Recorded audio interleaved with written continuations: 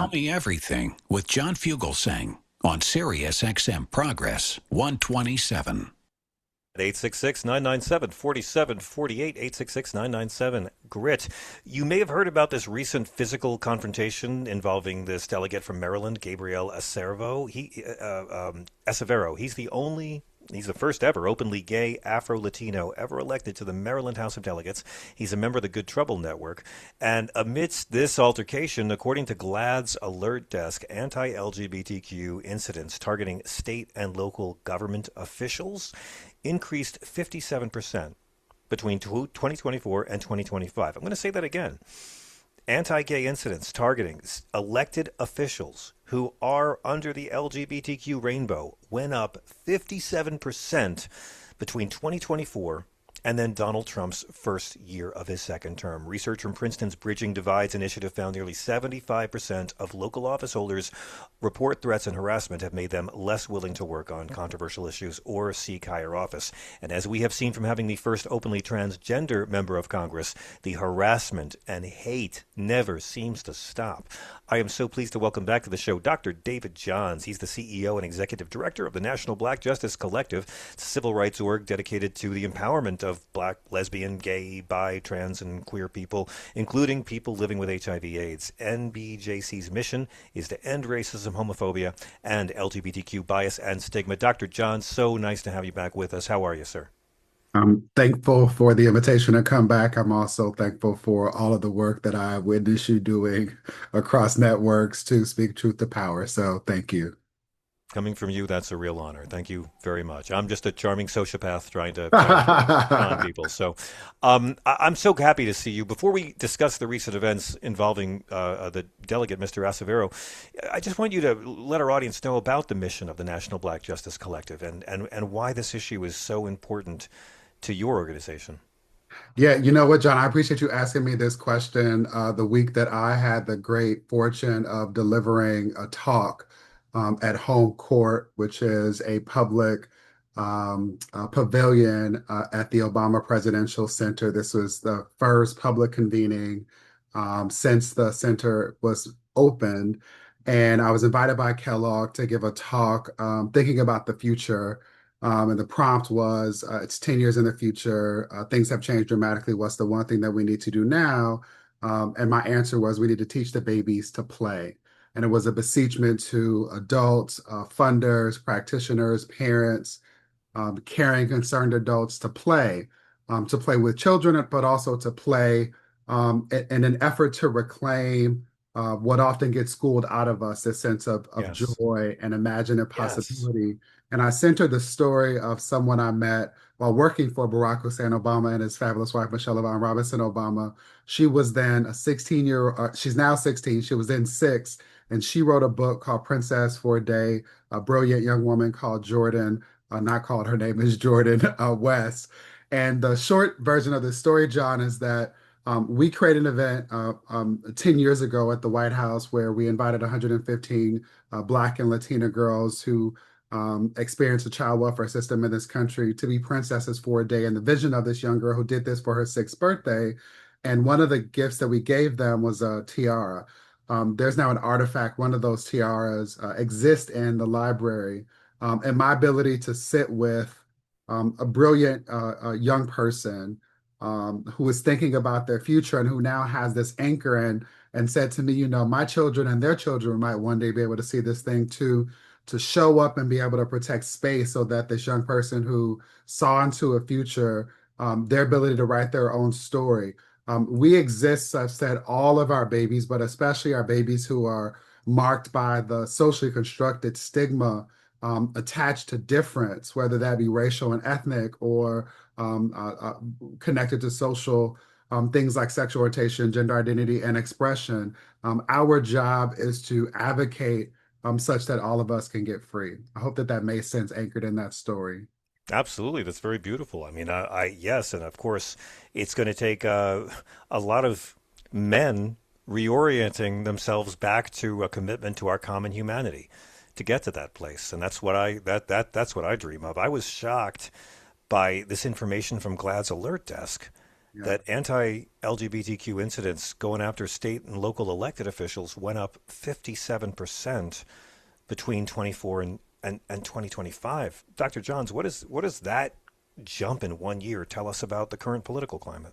Yeah, I appreciate you making space for this important conversation. And let's also appreciate that what we know based on statistics is that that number is likely an underreporting Oh, of course it is. of incidents that people have had to experience. And so the top lines include one, the targeting is getting worse, and it follows a clear escalation.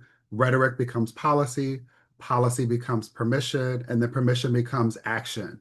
And so I want folks to think, usually we don't talk about Dr. King unless we're trained outside of January, but he wrote from the You're right. Birmingham jail, words Yes. things and their use will either save us or destroy us, and we are watching the destruction in real time.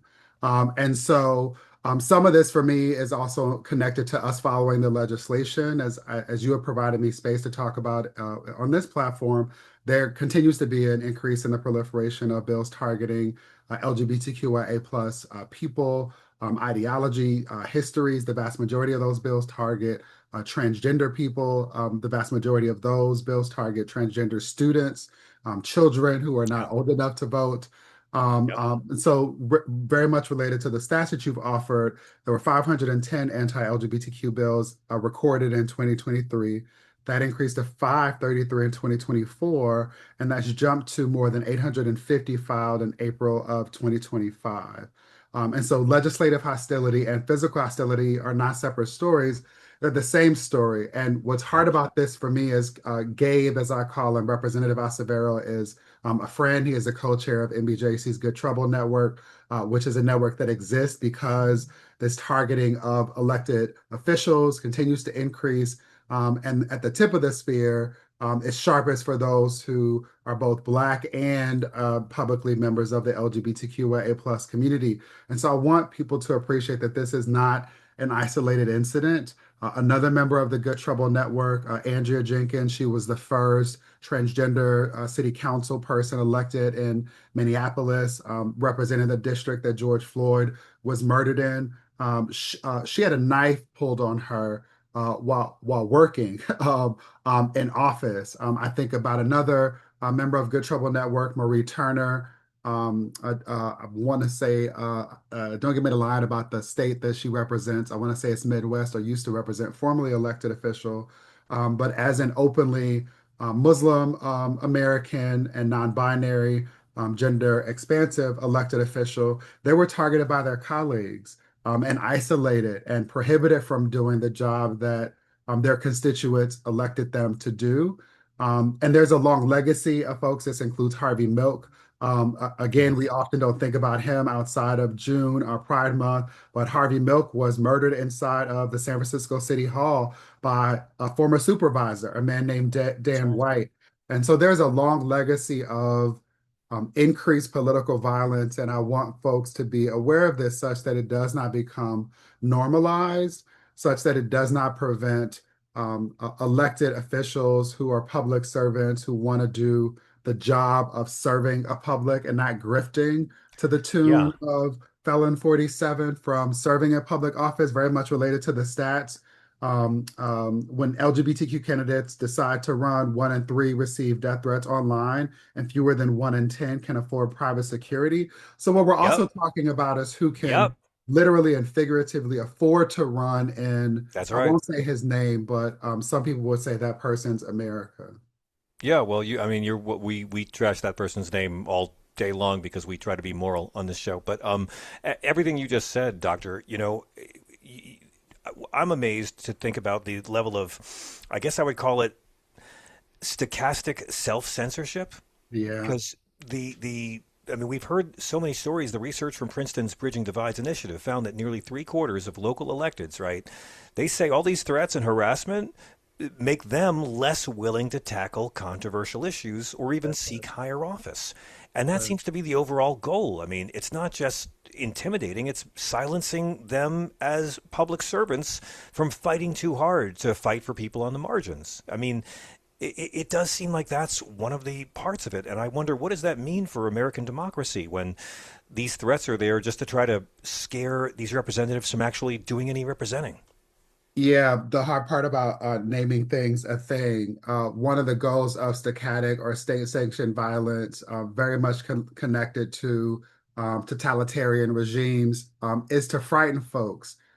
It Yeah. is to force us into self-imposed isolation. It is to have us be critical of and the exact opposite of compassionate and concerned about our neighbors and people we are otherwise connected to in beautifully diverse and expansive ways. It is to prevent people from standing up and asking Yeah. questions and speaking full truth to power and demanding that our country live up to the sometimes very ugly and painful truths of how we got to the place of where we are in our very young political maturation.